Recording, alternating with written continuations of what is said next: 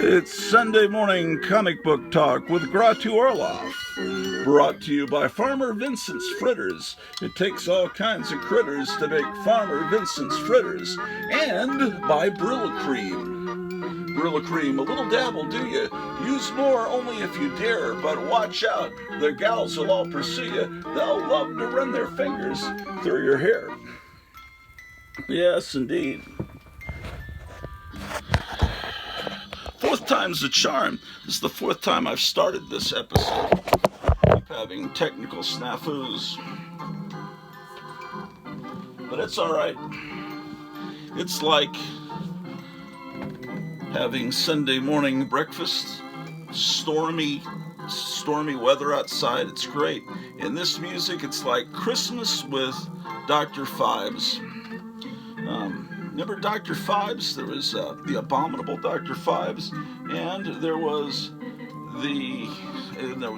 Dr. Phibes Rises Again. Early 70s Vincent Price movies. They're great. Yes, this used to be a good friend of mine in the 1980s. This was his outgoing answering machine in college. 9 killed you. 9 shall die. 9 eternities in doom. Yeah, that was his outgoing answering machine. And that didn't give him too much flack, but when he changed it to a song that he sang with his friend, and the song was called Motherfucking Cocksucking Asshole, and they kept repeating it, and then they said that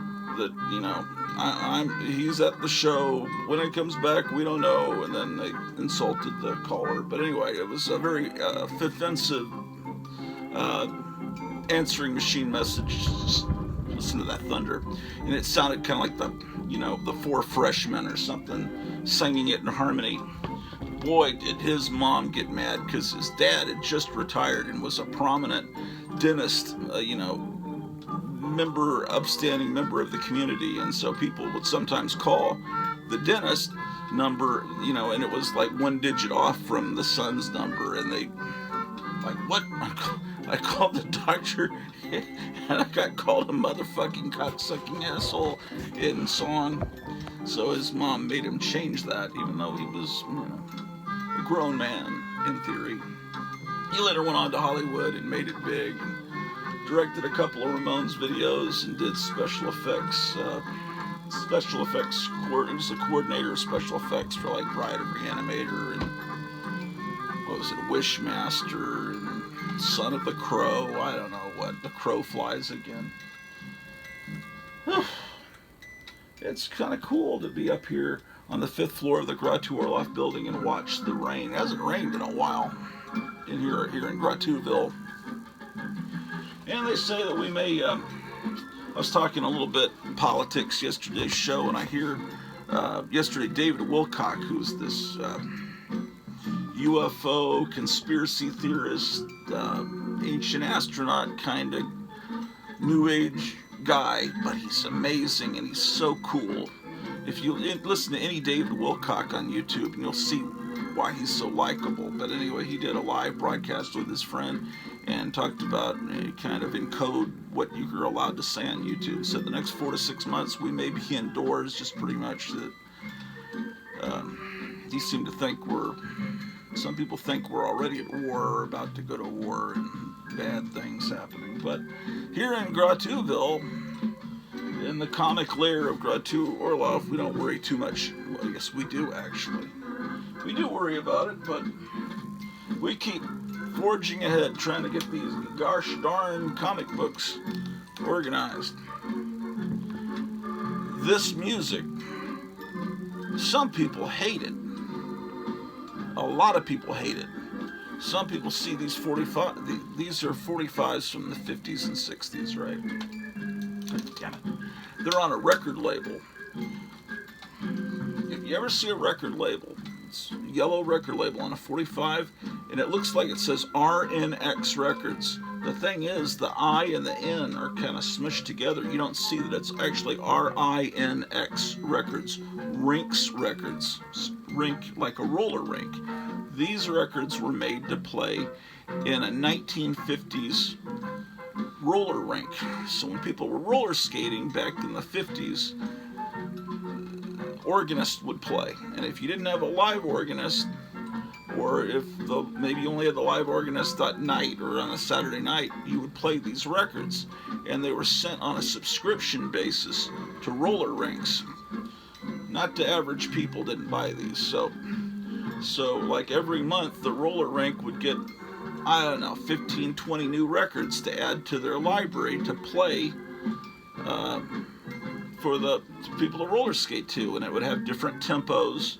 You know, people are really into roller skating. There's different tempos and different kinds of, it would tell on there what kind of skating you do to that song. And they did every popular song, Buddy Holly, Elvis Presley, anything that was popular, even TV show themes. I've never heard it, but I understand they did the Munsters theme, and they did things like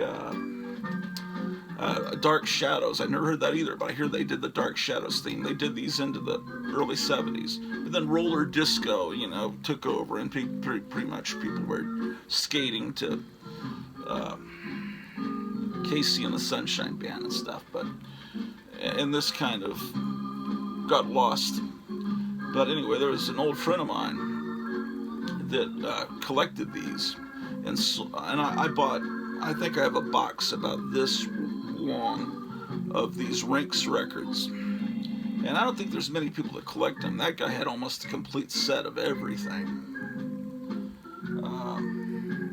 But there were several organists that did this music for Rinks records. One was called Fred Bergen. There's only a few of these songs on YouTube. But if you watch the Buddy Holly story with Gary Busey, at the very beginning it starts in a roller rink, and you see the guy that's playing this like 20 years later in the 70s, and he's playing the organ. And then Buddy Holly's band takes over, you know, because they first start playing slow country music, and then they pick up the tempo and start playing rock and roll, and then, you know, people are going, the owners are going, what is this shit? But anyway, you can see him on film and that. But this is a lost pocket of history, and you've got to be older than me. You've got to be in your 70s at least to remember roller rinks sounding like this.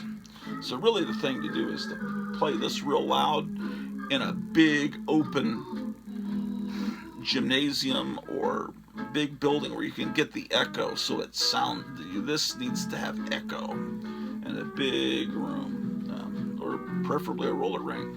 Maybe we could rent out a roller rink, play the old 50s and 60s music. I've got several different versions of Hawaii Five-0, the Hawaii Five-0 theme, done by Rinks Records. I don't know. Sometimes you can get lots of Rinks records on eBay. But anyway, that old friend of mine that sold me these, it's an interesting story. My car used to have a lot of trouble. I had a PT Cruiser, right? So I left it at Firestone, which was my first mistake, because they're kind of crooks. You take it there and they'll find 50 million things that aren't really wrong to fix, it seemed like. But anyway, so I took it to Firestone, and I could walk home from the Firestone. I was single then. There was no, it was the summer. Sometimes I didn't see friends for a while, and I was just alone with my dog and cats. And so I said, okay, your car is ready. So I start walking to the Firestone to pick it up, because it's just maybe a mile or so away. And I pass a garage sale. It's a Saturday morning. And on the long driveway of this house, all this vintage electronics, 1940s, 1950s radios, big tall 1940s console radios, turntables, records.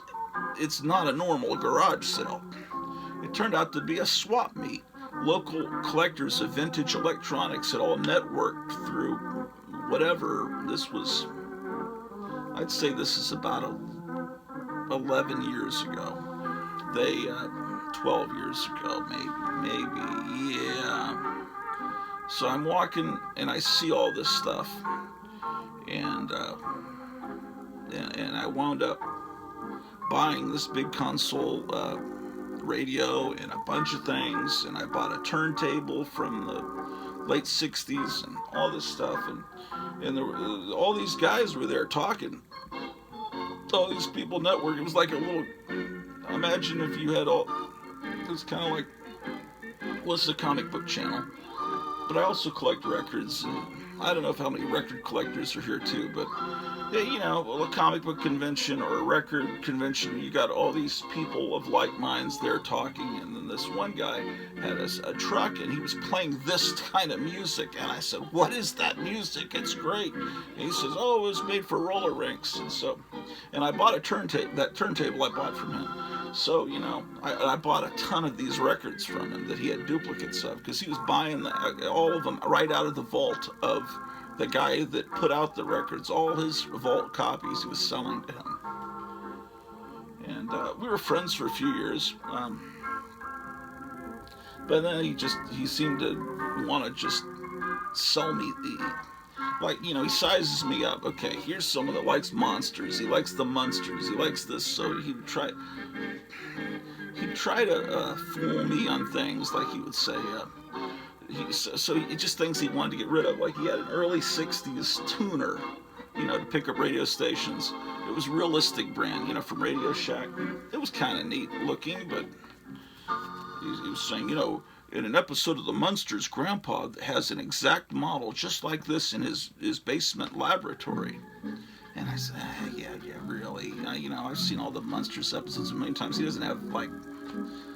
And I was thinking, well, maybe, you know. But then but I wasn't interested in buying. He was trying... Then he had these beautiful Wurlitz, big, giant speakers, wall-mounted speakers that attach to a jukebox that give you this thunderous, great 1950s rock and roll sound.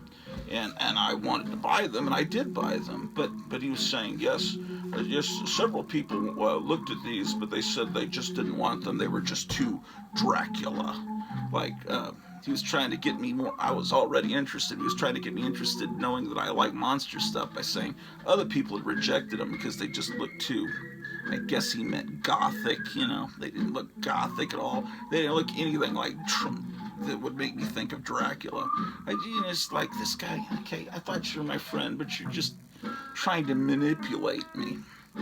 And then I got sold. He was selling me some 45s, and then there was one that was just way too new looking from the 60s, you know, and it was just too new looking and too perfect sounding. And he swore that it was real, that he'd gotten into an old stock from an old record store. And then a friend of mine and I look on eBay, and they have made replicas of that record. They've made bootlegs that you know. With the original label, it's just like the original label. You just have to know. And then my friend had bought the same, because he had multiple copies. Should have known, he had multiple copies of this record. It was... what was that record? It was just it was a great one. So anyway, you know, the friend of mine said to him, "Hey, you know, that's not a real record." And then he's like, "What?" He calls me up in the middle of the night, leaves a message, you know, that, "Why are you telling blah blah blah that that's a bootleg record? You know, that's a bunch of shit." And you know, it was like yelling at me, cursing at me, and yeah, because it was a bootleg record, and we both had discovered it. I didn't tell him. We both discovered it together on the damn computer. So that was the end of that friendship, because it was kind of manipulative, and I don't know. But anyway, blah blah. Comic books. But anyway, that's Rinks Records. And maybe you like this kind of music. I do.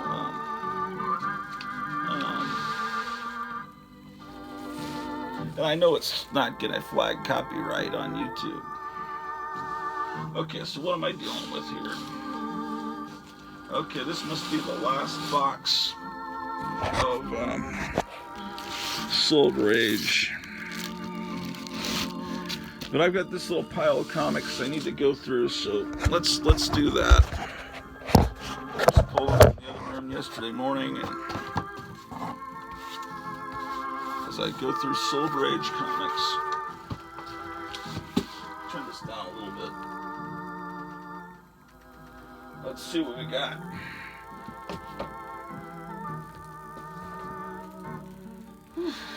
Okay, DC Special number 3. See our fighting females do their thing. Okay, so we got, your Star Sapphire story. It's reprints, see? Really cool stuff.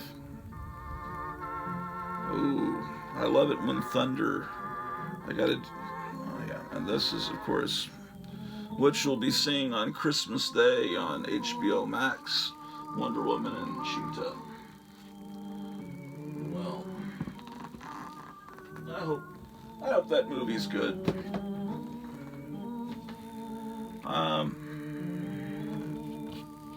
Hate that they're bringing politics in it.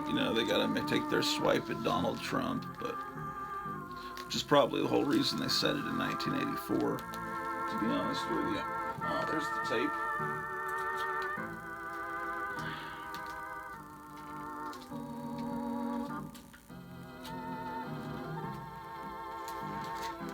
Okay, so that's that. This is DC Special number 14. Wanted, the world's most dangerous villains. This is in my light. Well, tonight's the big Night Tiger Christmas special at 6. That should be cool. He's going to have Charlton66, who is great, and I know he's always looking at my Instagram page. I hope he watches these videos too, and he's going to have Captain Strangelove, who's like the guy that started all this YouTube comic book talking. He always has great Christmas specials too. I hope he has one as well. A lot of the great titans of comic book talk on YouTube have been AWOL recently, but I just chalk it up to all the horrible stuff going on in the world and being distracted. Who knows? DC Sampler number 3, free. Wonder if people collect this. At some point this has got to become interesting to someone. Atari Force, that certainly dates it.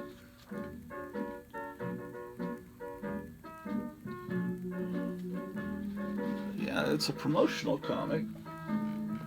I wonder, they were giving away free, but how many, you wonder how many have survived? Probably 500,000. 1984. Yeah. That ancient time of 1984 that will become the subject of laughs in Wonder Woman 1984. Parachute pants. Alright. Well, this isn't Silver Age, but I'll go ahead and bag and board it and put it in the Bronze Age.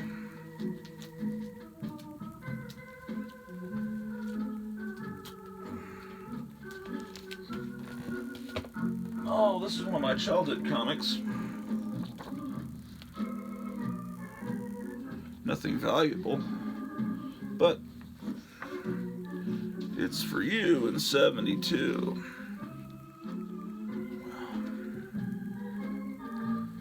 I am old.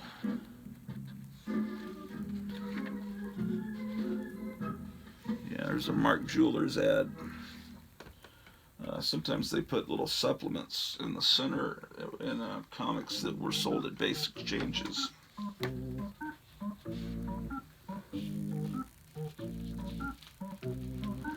They have a certain beat to these that you skate differently to them, but you got to be one of those professional roller skating type people to know what the hell that's about.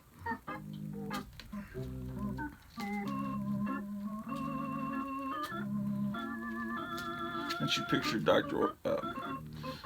Fives playing this.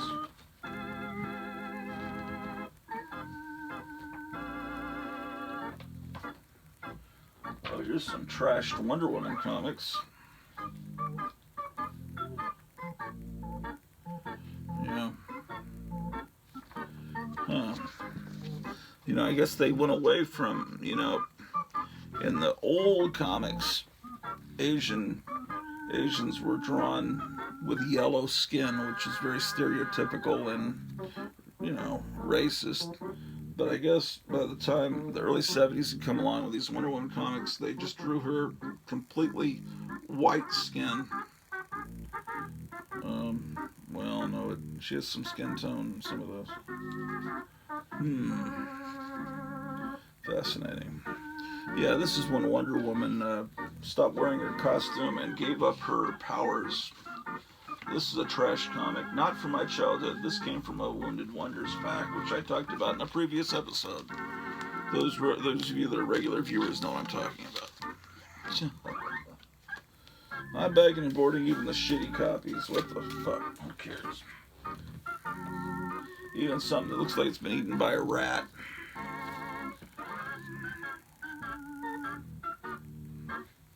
Oh yeah, this is Joe Simon's attempt to be cool and relevant. Brother Power the Geek. Some people consider it one of the worst comics ever made. It isn't.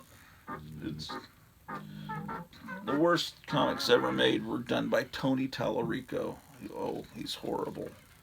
He did that when Dracula became a superhero and what was it, Dell Comics. His artwork is real bad. Real bad. Tony Tallarico.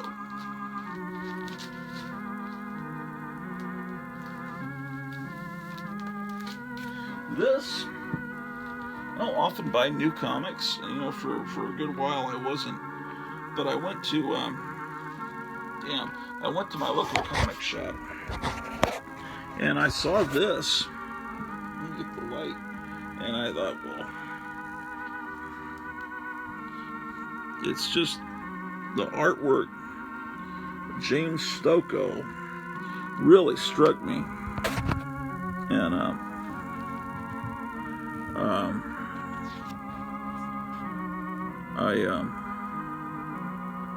I don't know what's going on. It's not the Doctor Strange I know. I know Beta Ray Bill, but it's just I gotta find out. I need to research this artist because I like this a lot. And maybe if you know something about him, I mean, this is just, it's just wonderful. This is great. And I bought this and I never followed up and bought any other issues. Man, is that a lot of information or what? This was from 2014, so this is 6 years ago.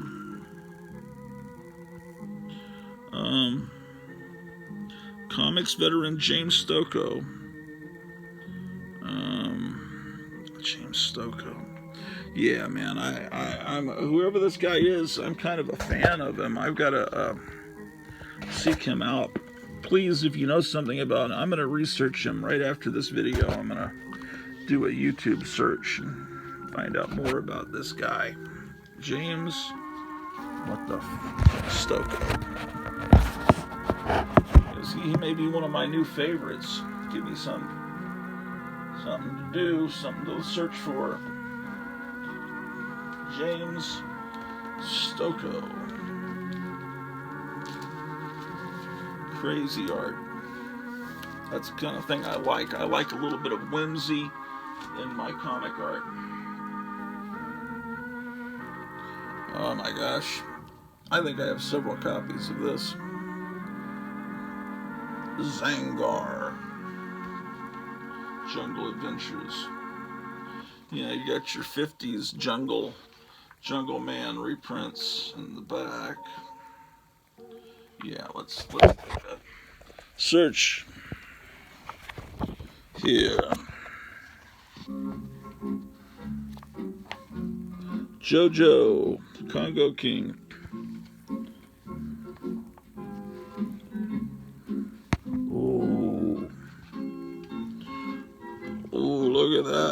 cool ads in this. Oh, crap. Oh, man. Cool.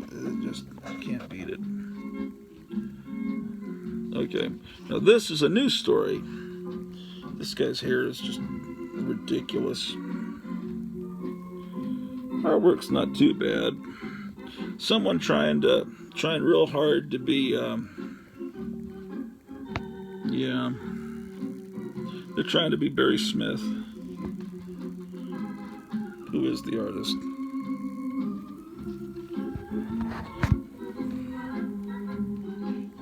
Come on, artist.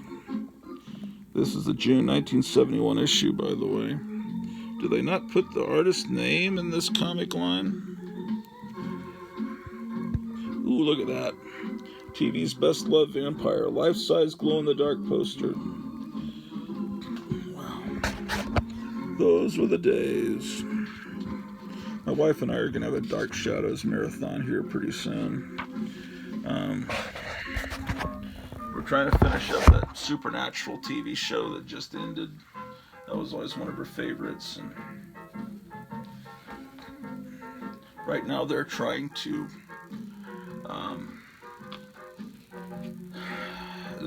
kill God with the help of the devil's son. It's wow. Can you imagine? And God is this wimpy kind of cuck. It's horrible what they're doing. You feel like lightning's gonna strike you watching that show, man. It's really not. Hearing me explain it makes it sound horrible, and it's like, why are you watching that shit? And I don't know. It's just the cast is so likable, and it's like it's kind of sucks you in. Ooh, this Wonder Woman's really trashed. I think, yeah, a bunch of Wonder Womans came. At one time, I picked up a Wounded Wonder pack of Wounded Damage comics that you can't. It's sealed, so you don't know what you're getting from Lone Star Comics, and this was.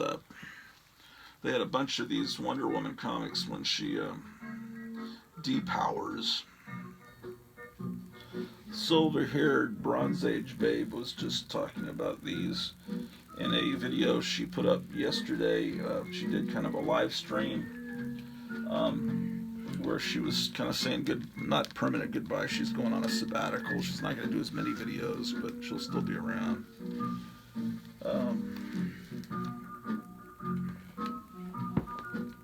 So it's really fascinating, the comic book community. I'll go ahead and call it a community because everyone else does. I like to call it a neighborhood, but I'll go with community because I'm not gonna buck. I like to buck the rules, but that's already established long before I came along.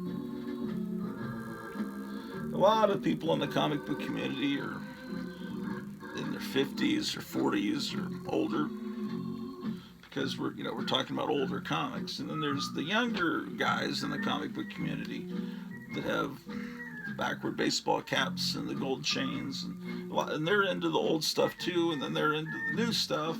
And a lot of the old guys like me are into the new stuff too, and it's just like everybody's got their own thing. But I would like to find some community somewhere where there's no crime, with mountains, with hills, and it's some beautiful place. And then we could, all the comic book community people, as we retire, we could all move to that one town and take it over, and it'll just be a comic book record collector utopia. And then we could have these little conventions, and people would come from all over the world to that community, knowing it's like comic bookville. That would be my dream. And as President-elect Grottu Orloff, I've declared myself President-elect. Perhaps that will be. Oh, I've got to contact.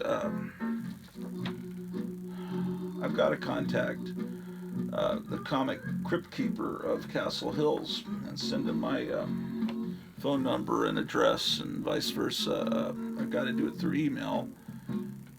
And yeah, I just go to my Yahoo email. I know how to do email. Actually, I do know how to do email. It's just, yeah, I know how to. I don't remember. I'm still logged into my email on my phone, so I can do that. But I've got like probably 200,000 unread messages. I don't ever read it. I never go there. But on my laptop, I'm not. I don't think logged into my email. I don't think I remember my password. But luckily, my wife can always guess my password. But I don't remember what it is.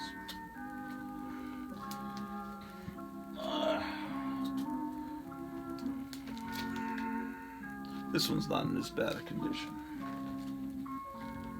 THE Cat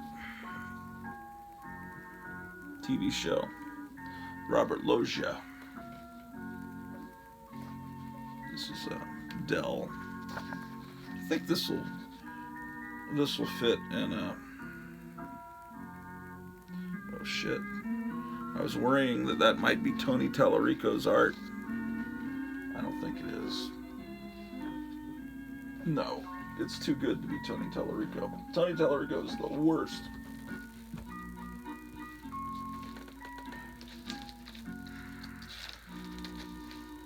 This was a cool TV show, but it's forgotten, lost to time. I don't know that it ever gets played in syndication.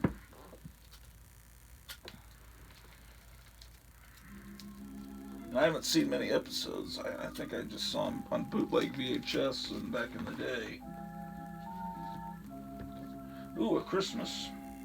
I'm pulling Christmas comics to put into a special Christmas pile because I want to have a Christmas box.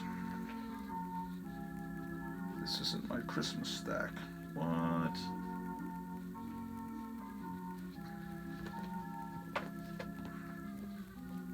Yeah, Christmas album 1964. How about that?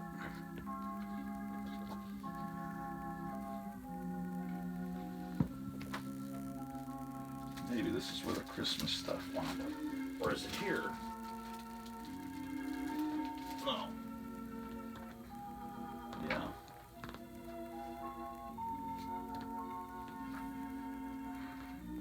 Maybe not. Shit. Perhaps I should do that later. You don't want to look at the back of my head.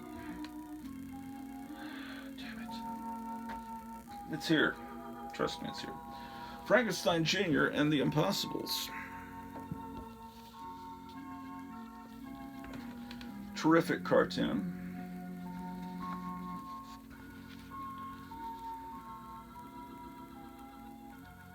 And by terrific, I mean really great. For those of you, I was talking in a previous episode how when I was teaching students that were new to the country, and I told them they did something, hey, that's terrific. They'd say, oh man, I did something bad, because I thought terrific meant terrible, because terror, terrible, and then you think terrific means filled with terror, filled with, it's horrible, it's a bad job you did. No, terrific, I say, no, terrific means really good. You did good, don't worry. How about that? Tarzan of the Apes. Tarzan of the Apes. Yeah. Playing toy soldiers. See what you know. I was born in '65. My older brother's 10 years older than me. But my oldest brother, who's passed away, he would just get big packs of the green little plastic army men from the Five and Dime. And he had tanks and half-tracks and all these, guys with a bazooka.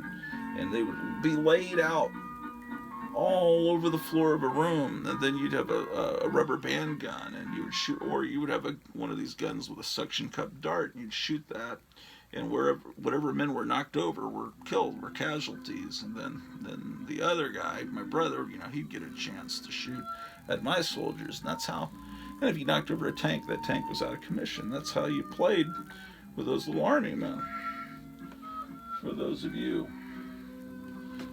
that are young and just know the army men from Toy Story. See, this is too big. It's going to be too big for Silver Age bags. So this is more. Even though this isn't a Golden Age comic, it just Gold Key and Dell kept a larger size for a while. This is 67. So it goes over there. Oh, look at this. The cool thing about this comic, which is Giant Batman Annual issue number 7, is this back cover. Which, what you do with this is you take it to Kinko's or FedEx, whatever the place is called now, and you lay it down on a color copier, and you make a big poster, and or just do it actual size and frame it, and then you got something for your comic book room wall. So that's why it's cool to seek this particular issue out, because it will help you decorate your man cave or woman cave. Because women collect comics too.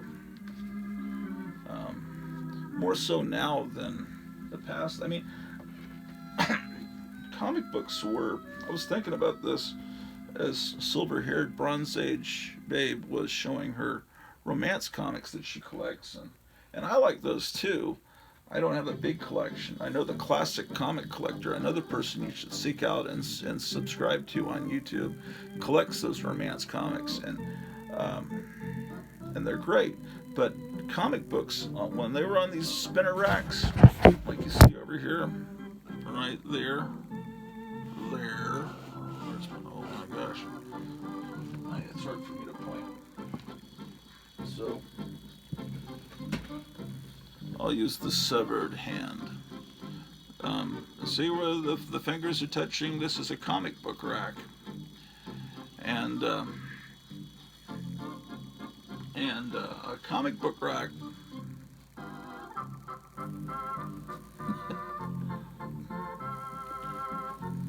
A comic book rack like that was not just today. Comic books are considered to be a guy thing, right? But when I was a kid, you had Harvey Comics, Casper, Hot Stuff, Little Lotta, Little Dot, and girls read those. And some girls read. That should be this hand. Some girls read. Some girls would read. Some girls would read regular superhero comics, and there was Lois Lane, right, and things like that you could read. But there were also romance comics, and and the Archie line. A lot of girls read those, so there was a good, and a lot of other cutesy titles, like Bugs Bunny, and Baby Snoots or whatever, half the comic book rack was really aimed at girls, and comic books weren't just a guy thing any more than candy was just a guy thing, or Coca-Cola was just a guy thing.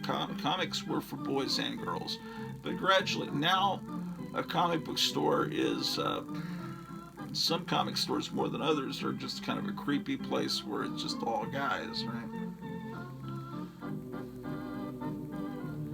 Okay, so Batman Annual number 7. That joke's getting old. I don't think this will fit in a bag. I'm guessing it won't. If it does, it'll be a tight squeeze. Same thing with this Top Cat. I know that won't fit. Top Cat is one of the greatest Hanna-Barbera cartoons. It's not one of the most famous in the United States. You know where this cartoon was super popular? In Mexico. And in Mexico, they even put out a Top Cat movie. It was made, I guess, by Mexican animators, and it was Top Cat, but it was made by for the Mexican market in Spanish, and they call him, I think, Don Gato. There, and it's just something about this particular cartoon that really struck the people of Mexico. What a great theme song it had, huh? Okay, here's a Black Hawk, kind of a cool cover. Definitely a cool ad for the Land of the Giant Snake Aurora Cat. Oh, there's really, rain is really coming down out there. Wow. Incredible.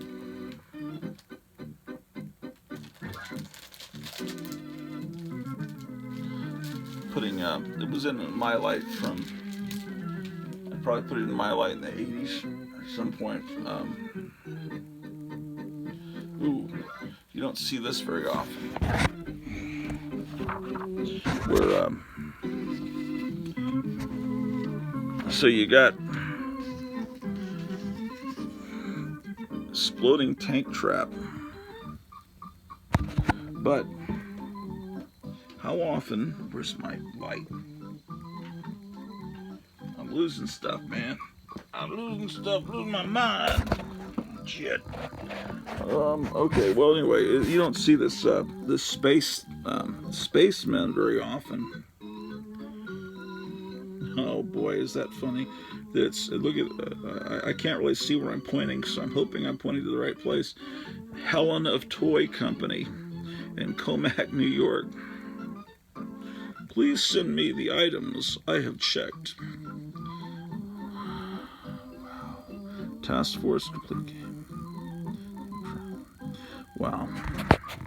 Well, cool things you could get.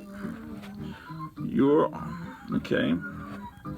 There's DC Special, like we were just looking at. We just looked at several DC specials. Yeah, Black Hawk was a comic that really been around since the 40s. Wacky Races. Archie.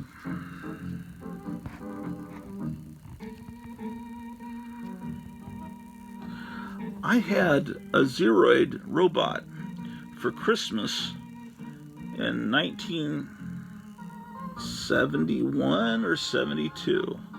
I'm not sure which one it was. I'm thinking it might have been this one, but they're real expensive now. I'd like to get all of them. Missile firing tank.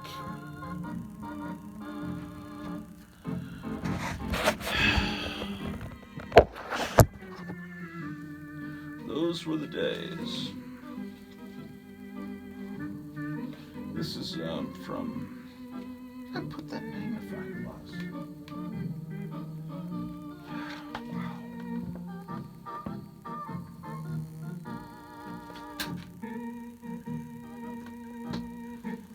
Did you see where I put that magnifying glass?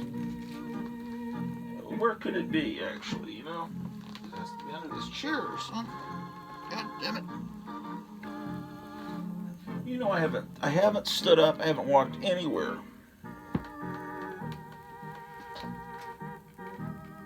Be down there.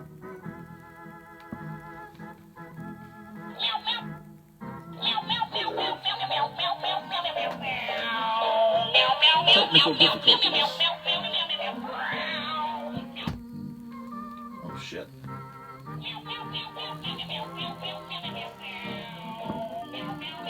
October, November 1968. Number 243.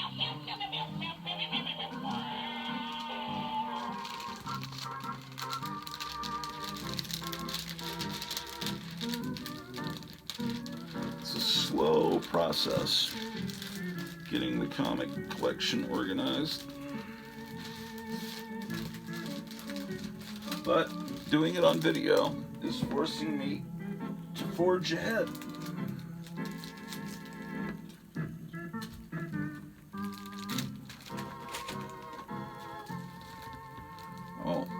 This is my childhood copy of Boris Karloff, Tales of Mystery. That thing on the stairs has fascinated me since I was like 5 years old.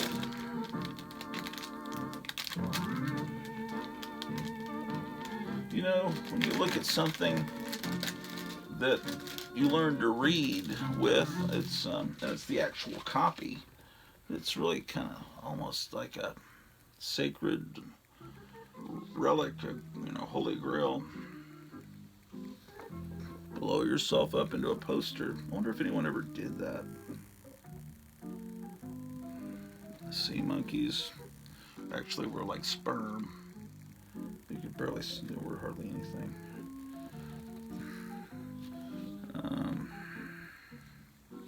Look at all this hippie crap you could get. When was this?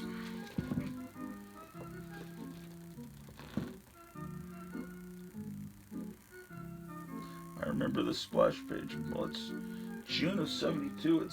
It's more recent than I recall, but it's still 15 cents. Yeah, this splash page has that picture and that picture of Boris Karloff. I remember that. I haven't looked at this in decades.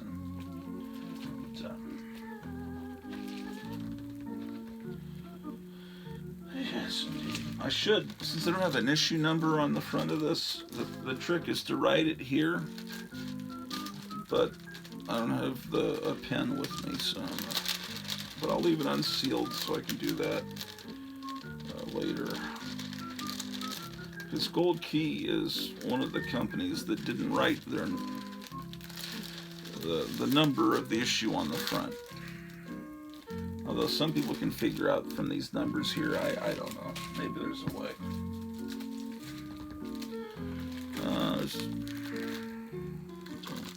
There's another Boris Karloff, and I have a bunch of Dr. Solars. Let me see. They're all back.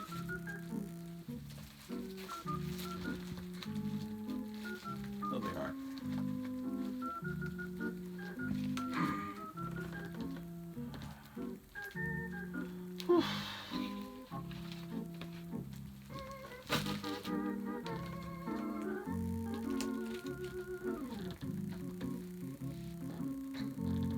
The Marvel family.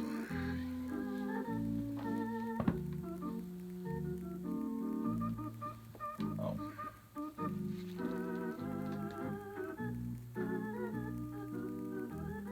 July 1953. This is in the last days of Captain Marvel.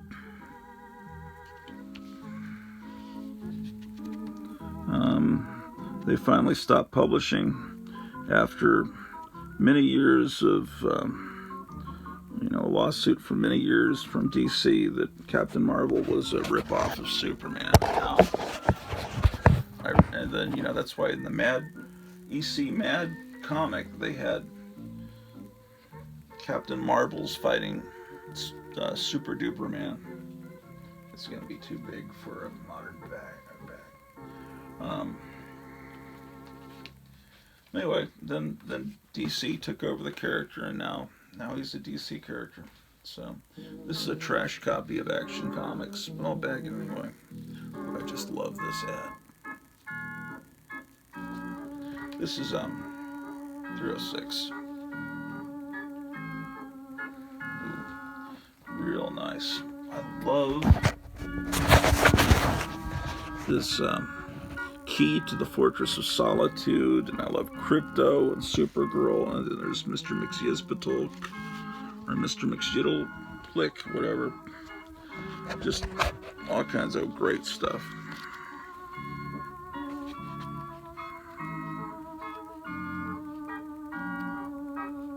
And this is a kid that never washes their hands. Their hands become so acidic. My oldest brother was like this. They just touch something and the ink comes off. They're like a fly. And that's the story on that. This was a well-loved,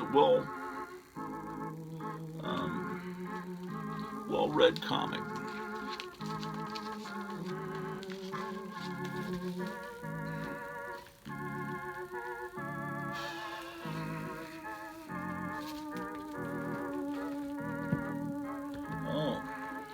another trash comic, Steve Ditko, Hawk and the Dove. These are not. This is things I've gotten in the Wounded Wonders. I just stumbled on some beat up comics. Don't look at the House of Mystery ad. This is not how I treated my childhood comics. Don't think I'm one of those bums. This is Steve Ditko art. You know, Steve Ditko left Marvel. He had a philosophical difference with Stan Lee. He'd read a lot of Ayn Rand and had definite ideas about people that are creators and that produce things in society and people that live off the creators. He perceived himself as a creator, and Stan Lee is one of the people that sucked off of the tit of the creator. And there's one of those love comics, like I was talking about. This, I'm not going to pull it out. It's already been. That's when the Partridge Family was on TV. Okay. These bagged and boarded already. Brave and the Bold, Metal Men, and the Atom.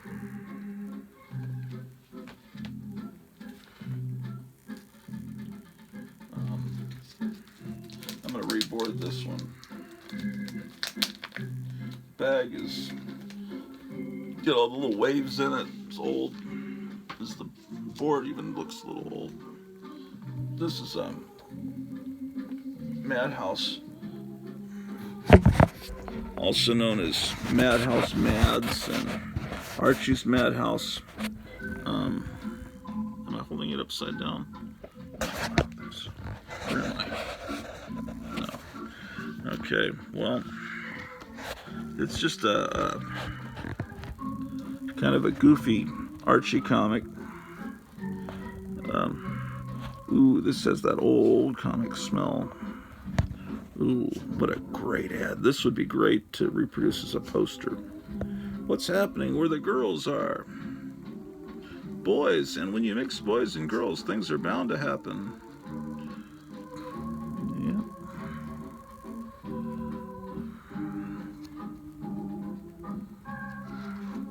Ooh. What? Oh, shit. The Sabrina story here. Cool. She turns into like Marie Antoinette.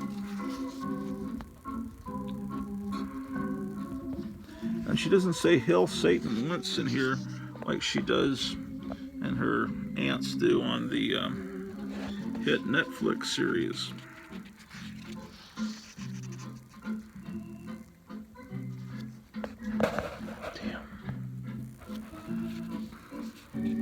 Hey, like this ish is groovy.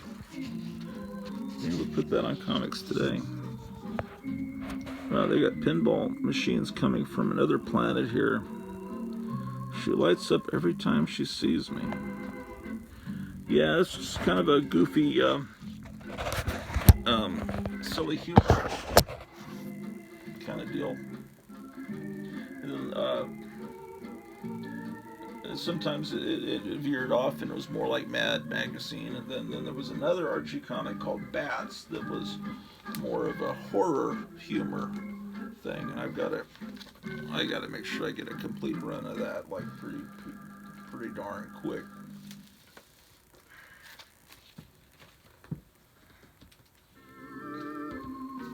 Riposte 100. Okay, I already backed this. Hi-Fi Tweeter. Oh, this is the one of the ones that started it all. The Three Musketeers. This is my childhood copy. I keep talking about Three Musketeers, but this is the one I got. And it was bought at an army base, and that was the little star stamp they put on there, but somehow it got smeared.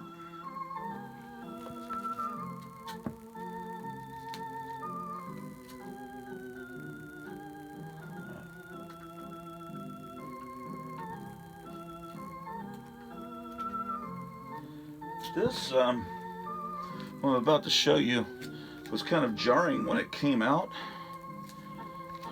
When did it come out? It came out in...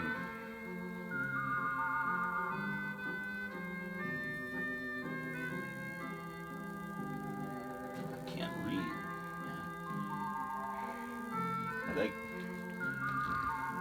I think it came out in 1984. Either that or 94. It's hard to read. But when this comic came out, Archie meets the Punisher. It's like, what the fuck? Something you never thought you'd see now. Now it's like every month. It's like Betty and Veronica meet Red Sonja and Vampirella, and it's just these weird, desperate attempts to hold on to comic book readers. Bags. If I were a comic bag, I don't fucking know. There it is. No, it isn't. Or is it?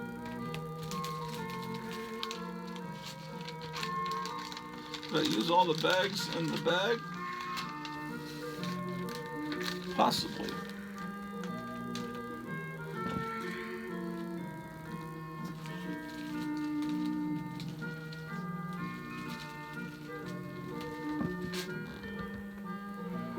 I got another bag over there.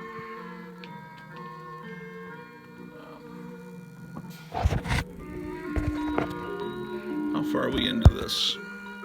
57 minutes. Well, I'm gonna get my stuff back in order here, and I will be back with you possibly later this afternoon. Be seeing you.